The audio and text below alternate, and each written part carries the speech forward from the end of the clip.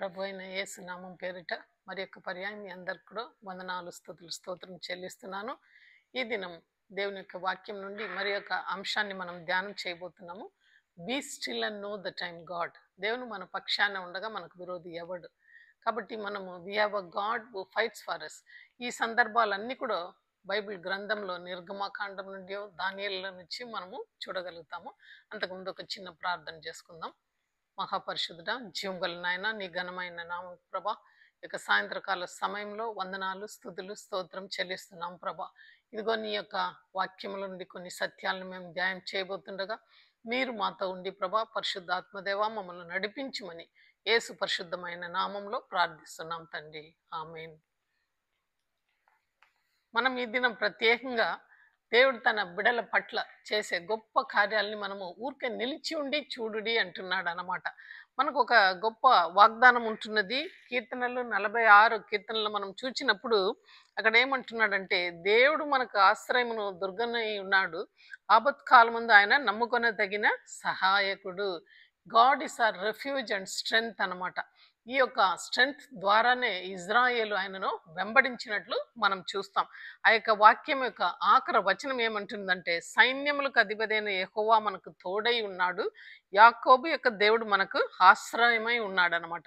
అయితే ఎంతో గొప్ప కార్యాలను దేవుడు చేస్తూ వచ్చాడనమాట. ఈ దినములలో కూడా we need to claim the strength and power of our lord.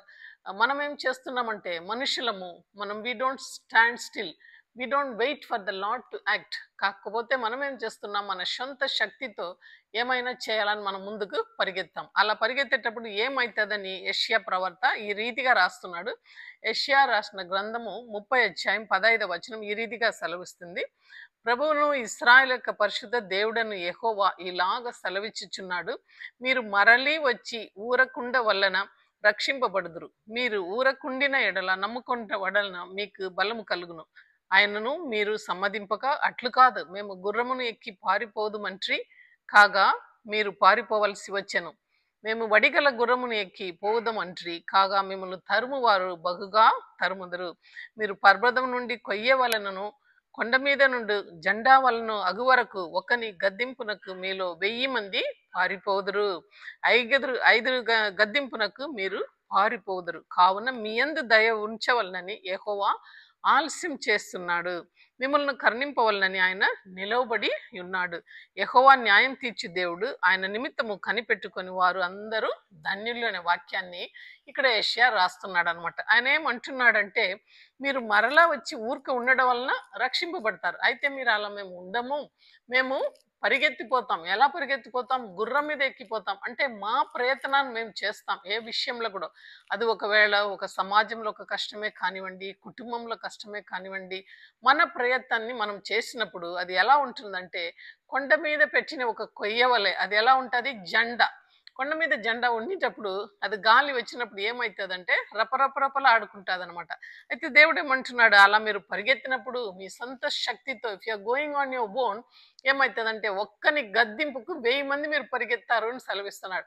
5 మంది గద్దించినప్పుడు మీరు అందరు కూడా పారిపోదురు అని సెలవిస్తున్నాడు. అయితే మిమ్మల్ని కనికరించవలనని యెహోవా దేవుడు నీ కొరకై కనిపెట్టి ఉంటున్నాడు. ఇజ్రాయేల్ యొక్క దేవుడు కనిపెట్టి ఉన్నాడని వాక్యం సూటిగా సెలవిస్తుంది. మన ప్రతి ఒక్క సిచ్యుయేషన్లో మనము నిలిచి ఆలోచన చేసి చూడాలన్నమాట.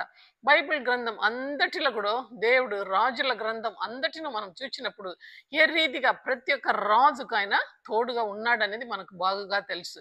ఫర్ ఎగ్జాంపుల్, హిజ్కియా రాజును మనం తీసుకున్నప్పుడు అసురు దండమెత్తి వచ్చినప్పుడు ఆయన దేవుని సన్నిధానంలో ఆయన పంపించిన ఆ యొక్క ఉత్తరాన్ని తీసుకొని పోయి పెట్టి ఆయన బాగుగా సాష్టాంగ నమస్కారం చేసి ప్రార్థన చేస్తున్నాడు. ప్రభా, నా పితరుల దేవా, నన్ను క్షమించి నేను చేసిన మంచి పనులన్నీ జ్ఞాపకం చేసుకొని నా మీద యుద్ధంకి వచ్చిన ఈ అసురు రాజు వాని పలుకును మీరు వినుడి, చెవియొగ్గి ఆలకించుడి అని సెలవిచ్చినప్పుడు యెషయా ద్వారా ఆయనకు ప్రవచనం వస్తుంది. ఏమని వస్తుందంటే, ఆయన గురించి నువ్వు భయపడవద్దు, ఆయన నీ దగ్గరికి రాలేడు, ఒక బాణమైనను ఒక కేడకమైన ఆయన నీ మీద వేయలేడు అని సెలవిచ్చి ఆ రాత్రిలోనే ఒక్క దేవదూతను పంపిస్తాడు. 1,85,000 మందిను ఆ యొక్క దూత సంహరించినట్లు మనం చూస్తాం. అయితే ఊరికి నిలిచుండి, అందుకే 46 దావీదు కీర్తన సెలవిస్తుంది, ఊరికే నిలిచుండి దేవుడు మీ పట్ల చేయబోయే గొప్ప కార్యాన్ని చూడుడి అని వాక్యం సెలవిస్తుంది అనమాట. అంతేకాకుండా యోసపాతు కూడా తన కాలంలో కూడా అలాగనే వాళ్ళందరూ కూడా ముగ్గురు రాజులు కలుసుకొని యోసపాతు మీదకి వస్తున్నాడు. అయితే దేవుని దగ్గర ఆయన మొరపెట్టినాడు. ఆయనకి ఇవ్వబడిన ఒకే వాక్యము యుద్ధం యెహోవాదని సెలవిస్తున్నాడు. అయితే మనము ఇజ్రాయేల్ యొక్క ప్రజలు ఆ యొక్క తెగులు వాళ్ళ మీదకి వచ్చినప్పుడు దేవుడు వేరుగాను అక్కడ ఉన్న వాళ్ళ వాళ్ళ యొక్క పరిస్థితి ఏది వేరుగా ఉంటున్నదని దేవుడు తెలియగా వాళ్ళకు కనపరిచినట్లు మనము ఆ యొక్క ఐగిప్తులో నుంచి వాళ్ళు బయటికి వచ్చినప్పుడు ఉన్న తెగులన్నీ కూడా ఒకసారి చూచినప్పుడు మన దేవుడు ఎంత గొప్ప దేవుడు, తన యొక్క బిడ్డల తరపున ఏ రీతిగా ఆయన చేస్తున్నాడు అనేది వాక్యం వెంబడి వాక్యం మనము చూడగలుగుతాం. చూడండి, నిర్గమకాండం 7వ అధ్యాయం నుంచి మనం చూసినప్పుడు కాక యెహోవా మోషేతో ఇట్లనను, ఇదిగో నిన్ను ఫరోకు దేవునిగా నియమించితిని, నేను నిన్ను ఫరోకు దేవుడుగా నేను నియమించినాను అంటున్నాడు. నీ అన్న అహరోను నీకు ప్రవర్తగా ఉండును, నేను నీకు ఆజ్ఞాపించినది యావత్తు నీవు పలుకవలను. ఆ కర్రను ఇచ్చాడు అనమాట. ఆ యొక్క హోరేబు కొండ దగ్గర వెళ్ళినప్పుడు ఆ యొక్క కర్రను ఇచ్చాడు. అనేక సూచ్య క్రియలను మోషే ఆ రీతిగా చేస్తున్నాడు. వాళ్ళిద్దరు కూడా కలుసుకొని ఫరో దగ్గరికి వెళ్ళుచున్నారు. అయితే వెళ్ళినప్పుడు 1, 2, 3 అని 10 తెగులు వాళ్ళు చూపించగలుగుతారనమాట. 1 బై 1 మనం చూచినట్లయితే మనకు ఎంతో ఆశ్చర్యం అయిపోతుంది. ఎందుకంటే మన దేవుడు ఎంతో వ్యత్యాసం చూపించి తన ప్రజలకు అన్య జనులకు వేరుగా ఏ రీతిగా ఉంటున్నదని ఆయన తెలియపరుస్తున్నాడు. ఫరో తన దేశముల నుండి ఇజ్రాయేల్ను పోనీయవలనని నీ అన్న అయిన అహరోను అతనితో చెప్పెను. ఆయన చెప్పాలా పంపుమని. అయితే నేను ఫరో హృదయమును కఠినపరిచి ఐగుప్తు దేశంలో నా సూచక్రియలను నా మహత్ కార్యమును విస్తరింపచేసేదను. నువ్వు వాళ్ళని వెళ్ళి అడగండి. అయితే ఆయన పంపివేయడు. అయితే ఆయన హృదయాన్ని నేను కఠినం చేస్తున్నాను. ఎందుకు ఆయనను కఠినం చేస్తున్నానంటే ఇజ్రాయేలు ప్రజలు దేవుని యొక్క మహాశక్తిను అనుభవించాలని నేను ఈ పని చేస్తాను అని సెలవిస్తున్నాడు. ఫరో నీ మాట వినడు, కానీ నేను నా యొక్క చేయి ఐగుప్తు మీద వేసి గొప్ప తీర్పు చేసేదను. ఆ సమయంలో ఇజ్రాయేలు నా ప్రజలు ఐగుప్తు దేశంలో నుండి వెలుపలికి రప్పించెదను.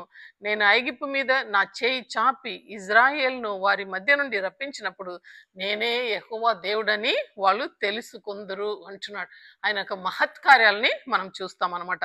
మోషే అహరోను యెహోవా తమకు ఆజ్ఞాపించినట్లు చేసి అలాగనే చేసిరి. వారు ఫరో మాటను మాట్లాడుచుండగా మోషే ఎగిప్తులోని అహరోను వాళ్ళిద్దరు కూడా కలుసుకొని వాళ్ళ యొక్క వయసు ఆ సమయంలో ఎంత ఉందంటే 80 ఏళ్ళు మోషేకు, అహరోన్కు అయితే 83 సంవత్సరం. ఫరో ఎదుట వాళ్ళు నిలబడి ఉన్నారు. ఆ సమయంలో యెహోవా ఆజ్ఞాపించినట్లు మోషే అహరోనులను చేరి అతడు ఫరో ఎదుట అతని సేవకుట ఎదుటను తన కర్రను పైకెత్తి ఏటి నీళ్లను కొట్టగా ఏటి నీళ్ళన్నీ కూడా రక్తముగా మారెను. మనం ఇవి చరిత్రలో చూస్తున్నాం. వాళ్ళ చేయి చాపి దేవుని నామం పేరిట ఆ యొక్క కర్రను ఆ యొక్క ఏటి మీదను నీళ్ళన్నిటి మీదను కొట్టగా అవన్నీ కూడా రక్తంగా మారిందనమాట. ఫరో యొక్క రాజ్యంలో ఉన్న ప్రతి ఒక్క ఆ యొక్క రాజభవనం నుండి ఆఖరికి విసురుచున్న ఆ యొక్క స్త్రీ ఇంటి వరకు కూడా ప్రతి ఇంట్లో కూడా ఎక్కడ చూసినా నీళ్లు లేదు, అంతా కూడా రక్తమయంగా మారిపోయినట్లు మనం చూస్తాం. అయితే ఇజ్రాయెల్ ప్రాంతం అంతా ఆ నీళ్ళగానే ఉంటున్నది. ఇవన్నీ చూసి కూడా ఆయన తన మనసును కఠినపరుచుకుంటాడు. మరలా మోషేను అడుగుతున్నాడు, నువ్వు మరలా దీన్ని నీళ్ళగా మార్చమంటే దేవుని దగ్గర అడిగి మరలా ఆ యొక్క నీళ్ళను కొట్టగా అది నీళ్ళగా మారింది ఆ రక్తం.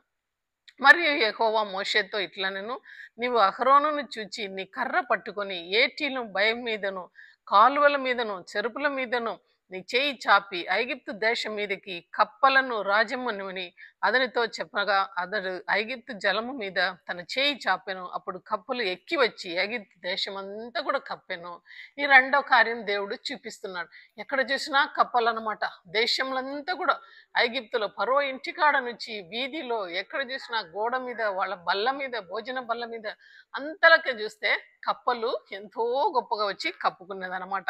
అందుకే యెహోవా మోషేతో నీ కర్రను చాపి ఈ దేశపు ధూళిని కొట్టుము, అది ఐగుప్తు దేశం అంతటి పేలును రప్పించెను. చూడండి, తర్వాత మరలా మనసు మార్చుకుంటున్నాడు. మరలా ఆయన మామూలుగా చేసిన తర్వాత ఆయన కాఠినం చేసుకుంటున్నాడు ఫరో. అయితే దేవుడు తన యొక్క రూపంను చూపించినప్పుడు ఆ పేర్లను మూడవసారిగా వాళ్ళ మీద పంపించినట్లు చూస్తాం.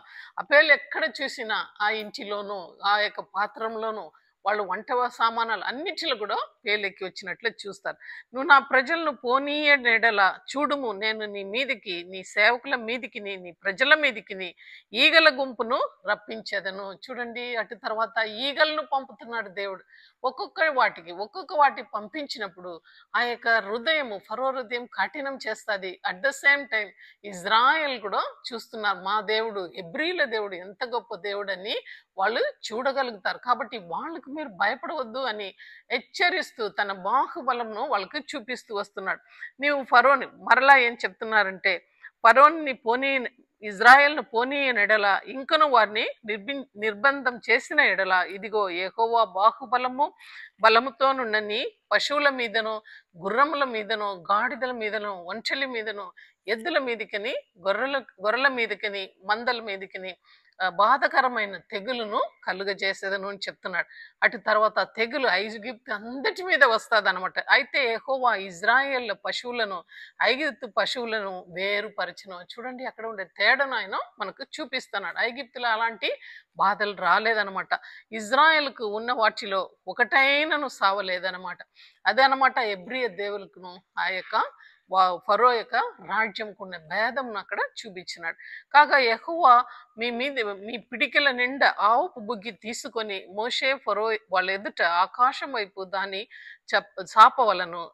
అది ఐగిప్తు దేశం అందటి చున్నపు ఐగిప్తు దేశం అందట వాళ్ళ మీదను, ఐగిప్తుల మీదను బొగ్గులు వచ్చిందనమాట. బొగ్గులు అంటే కురుపులు లాంటిది, బాయిల్స్ అనమాట. ఆ ఒళ్ళంతా కూడా వచ్చినట్లు మనం చూస్తాం.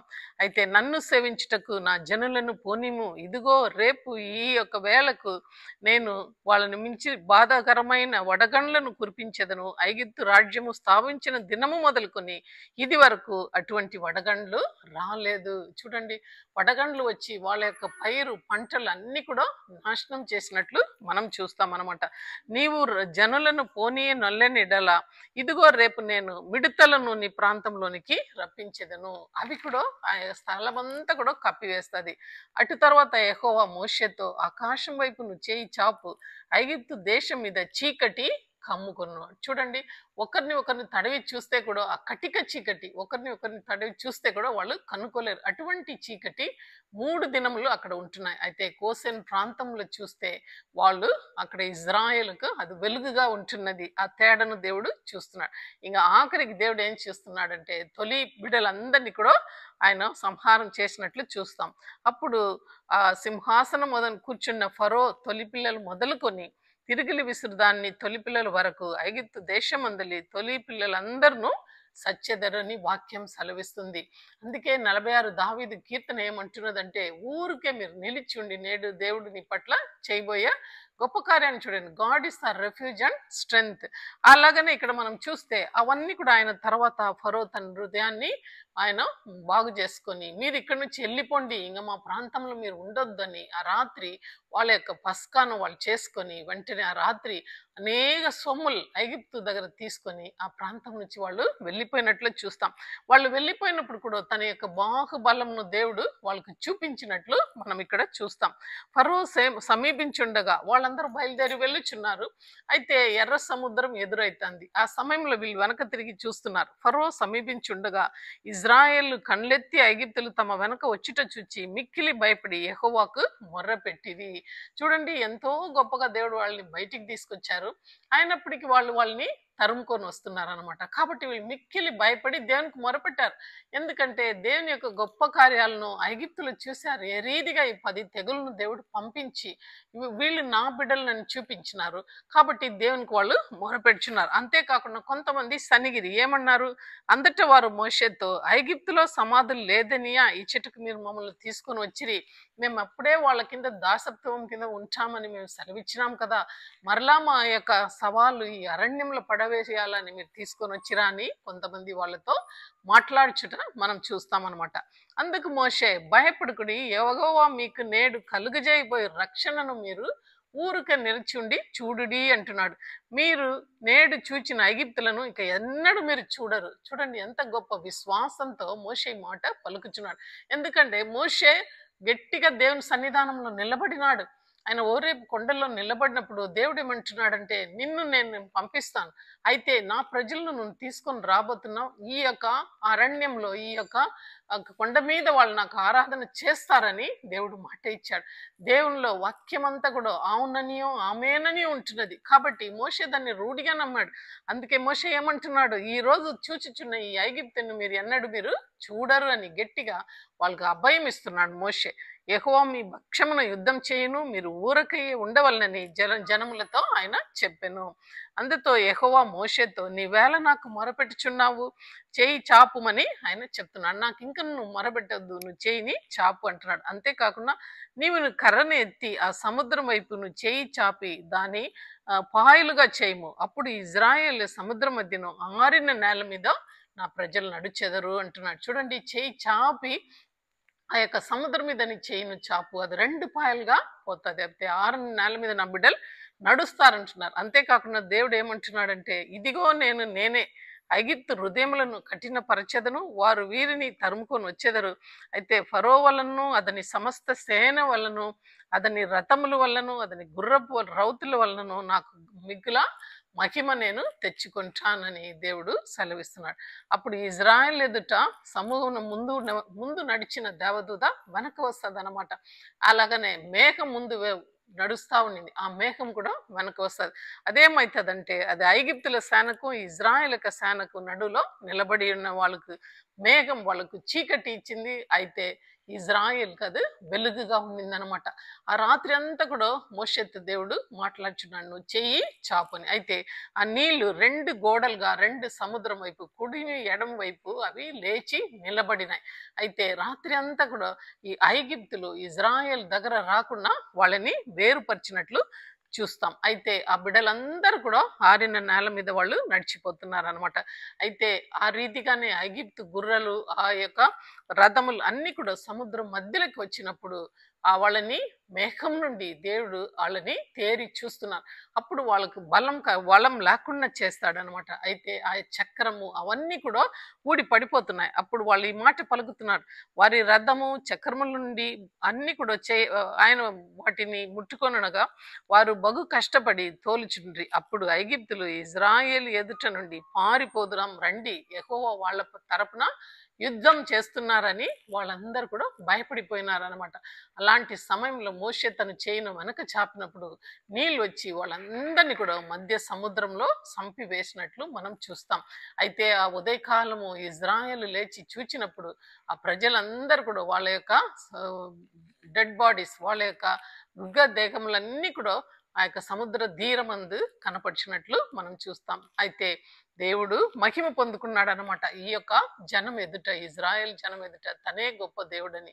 కాబట్టి వెంటనే ఇజ్రాయేలు చూచిరి ఇవన్నీ కనుక యెహోవాకు భయపడి, అంతేకాకుండా వాళ్ళ సేవకుడైన మోషే దగ్గర కూడా ఆయన భయపడి ఆయనకు భయపడి జీవించి వస్తారని వాక్యం సెలవిస్తుంది.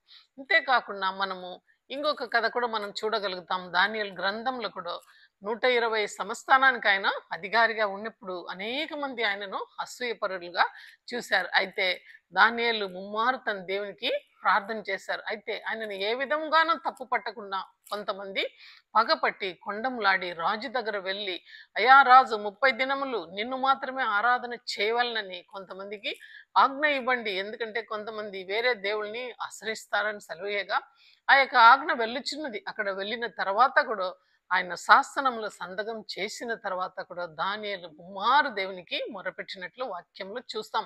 అయితే దానియేలును పట్టుకొని వచ్చి వాళ్ళు సింహపు బోన్లో వేయాలని అనుకున్నప్పుడు ఆ రాత్రి రాజు తానే ప్రార్థన చేస్తున్నాడు. ఆయన పాటలను స్టాప్ చేసేసాడు. ఆయన తినిచిన ఆహారంను ఆయనను ఉపవాసం ఉండి దానియేలు కోసం ప్రార్థన చేసినట్లు మనం చూస్తాం. అటు తర్వాత ఉదయకాలం ఆయన వెళ్ళి ఆ యొక్క సింహపు బోన్ల దగ్గర నిలవబడి, నువ్వు సేవిస్తున్న దేవుడు నిన్ను కాపాడగలిగిరాడా అని అడుగుచున్నాడు. అయితే నిజమే దేవా, నేను దేవుని సన్నిధిలోనూ నీ ఎదుటను ఏ పాపము చేయలేదు కదా అని దానియేలు అంటున్నాడు. కాబట్టి ఈ దినములలో మన తరపున దేవుడు మన తరపున యుద్ధం చేస్తాడనేది విశ్వాసంతో మనము యుద్ధ రంగంలో మనము నిలవబడాల. మనం నిలబడినప్పుడు దేవుడు మన తరపున గొప్ప కార్యం చేస్తాడు. ఒక్కసారి కాదు, 2 సార్లు కాదు, ఎన్నో మార్లు దేవుడు గొప్ప కార్యం చేస్తాడు. దావీదు చూచినట్లయితే గోలియాతును చూసి అందరూ 40 దినములు ఆయన కేక వేస్తే భయపడి నిలబడారు. అయితే దావీదు మాత్రం జీవం గల దేవుని నిందించుటకు వీడు సున్నది లేని వీడు ఏమాత్రం అని ధైర్యంగా ముందుకు వెళ్ళుచున్నాడు. కేవలం ఒక ఒడిసెల రాయితో ఆయన కూల్చివేసినట్లు మనం చూస్తాం. కాబట్టి ఈ దినం బైబిల్ గ్రంథం మన చేతిలో ఉంటున్నది. అనేక సత్యాలను మనం చదువుతూ వస్తున్నాం. దేవుడు తన ప్రజల పక్షాన ఏ రీతిగా గొప్ప కార్యాలు ఇజ్రాయెల్లో చేశాడు. ఐగుప్తు దేశమంతా తన యొక్క బాహుబలంను చూపించాడు. ఆ ఎర్ర సముద్రం దాటినప్పుడు ఆ యొక్క దేవదూతను మేఘము ముందు వెనక జరిగి వాళ్ళని కాపాడుతూ వచ్చింది. అయితే వాళ్ళ సవాలన్నీ కూడా మధ్య సముద్రంలో చంపివేశాడు. ఎంత గొప్ప దేవుని మనం కలిగి ఉన్నాం. ఈ దినం రాబోయే ఉగ్రతకు మనకు ఏ రీతిగా మనం తప్పించుకోవాలంటే దేవుని దగ్గర మనము స్ట్రాంగ్ గా నిలబడాలా. మనము యూదా సింహపు గోత్రపు బిడ్డలం కాబట్టి మనము ఆ ధైర్యంతో మన తరపున దేవుడు యుద్ధం చేస్తున్నాడనే యొక్క విశ్వాసంతో మనం నిలబడగలిగితే దేవుడు మన యొక్క విశ్వాసాన్ని ఆనర్ చేస్తాడు. మనం కూడా విజయవంతంగా కడపటి వరకు జీవ కిరీటం మనం పొందుకునే వారము అవుతాం. కాబట్టి ఈ వాక్యం వినిచిన ప్రియ బిడ్డ, మనము చిన్న మాటలకు భయపడి వెనకం చేస్తున్నామా, లేకుంటే ఒక కమెంట్ ఎవరైనా చేస్తున్నారంటే వాక్య పరిచర్య సాలించి వెనకంచ వేస్తున్నామా, మన యొక్క సువార్తను మనం దేవునికి కొరకై ముందుకు తీసుకొని వెళ్ళుచున్నామా? బహు శ్రమ కాలంలో మనము ఆల్రెడీ వచ్చి ఉన్నాం. ఎంతో మంది క్రిస్టియన్స్ ఆ యొక్క నార్త్ ఇండియా వాళ్ళంతా కూడా మనం వింటున్నాం. చర్చెస్ను అటాక్ చేసేది మనం చూస్తున్నాం. ఇలాంటి సమయంలో దేవుని వాక్యం కొరకై మనం ఆసక్తితో మనం నిలబడగలుగుతామని ఒకసారి మనల్ని మనం పరీక్ష చేసుకోవాలా. We are not alone, God is with us. There are so many examples in the Bible that he stood with us, stood with the kings. వాళ్ళతో నిలబడినాడు, వాళ్ళతో యుద్ధం చేశాడు, నేనున్నానని చూపించాడు. అయితే ఒకానప్పుడైతే యెహోషువ పోరాడినప్పుడు సూర్యచంద్రుని ఆపివేశాడు. ఎందుకంటే తన ప్రజలు, ఆయన అడిగాడు, సూర్యుడా నువ్వు ఆగుమంటే అది ఆయిలో ఆగిపోయిందనమాట. అంటే తన ప్రజల యొక్క వాక్ కూడా ఆయన శక్తి ఇచ్చి నిలబడి గెలిచిన దేవుడై మనం చూస్తున్నాం. అట్టి దేవుణ్ణి మనం కలిగి ఉన్నాం. కాబట్టి we need to stand firm. అక్కడ మనకు చూచినట్లయితే యెషయా సెలవిస్తున్నాడు, మీరు పారిపోవద్దు, మీరు పారిపోయినట్ల తరుమువారు బహుగా మిమ్మల్ని తరుముదరని వాక్యం సెలవిస్తుంది. ఫిలిప్పులో కూడా చక్కని ఒక మాట సెలవిస్తుంది, మీరు ఊరికి ఉండి దేవుడు మీ పట్ల ఆ యొక్క రక్షణని ఇస్తారని మీరు కనులార చూడుడి అని వాక్యం సెలవిస్తుంది. కనుక ఆ యొక్క సువార్త చేయటంలో మనం వెనకంచ వేయకుండా ధైర్యంగా ముందుకు వెళ్ళాలా. And we have a God who is with us and who will fight for us. ఈ కొద్ది మాటలను మన వినికిడిలో దేవుడు ఆశీర్వదించును గాక. ఆమేన్. ప్రార్థన చేసుకుందాం. స్తుతులకు పాత్రుడైన మా గొప్ప పరలోక తండ్రి, యేసయ్య నీ ఘనమైన నామం ప్రభా మరి యొక్క పర్యాయం వందనాలు స్తుతులు స్తోత్రం చెల్లిస్తున్నాం. ఇజ్రాయేలు ప్రభా నీ ప్రియ బిడ్డలు నాయన, వాళ్ళు ఏ రీతిగా నాయన నా స్వకీయ జనాంగమని చూపించుటకు 10 తెగులను నాయన ఐగుప్తులో మీరు రప్పించారు. నీ యొక్క భేదంను ప్రభా నాయన అన్యజనుల మధ్యలో మీరు చూపించారు. మీ బాహుబలంను ప్రభా చూపించారు. 46 దావీదు కీర్తనల ప్రభా God is our refuge and strength అని ప్రభా ఆయా ప్రజలు తెలుసుకున్న రీతిగా నాయన మీరు రాసి నాయన ఈ దినం మేము ప్రభా మా స్వశక్తి మీద ఆధారపడకుండా నీ మీద ఆధారపడి ప్రభా మా కార్యాలు నీ కార్యం చేసేటప్పుడు ప్రతి విషయంలో ఏమి వాక్యపరిచయలేమి, పాటలేమి, ప్రార్థన చేయటలేమి, ప్రతి విషయంలో కూడా మేము ధైర్యంగా ముందుకు వెళ్ళవాలని ప్రభా మీరు మమ్మల్ని హెచ్చరిస్తున్నారు. కాబట్టి ఈ యొక్క పరమ శక్తిను ప్రభా, పరిశుద్ధాత్మ శక్తిను మా మీద నువ్వు ఇచ్చి ప్రభా ఇంకను నాయన నీ కార్యంలో ముందడుగు వేయుటకు నాయన ధైర్యం ఇచ్చి నడిపించమని యేసయ్య పరిశుద్ధమైన నామంలో ప్రార్థిస్తున్నాం తండ్రి. ఆమేన్.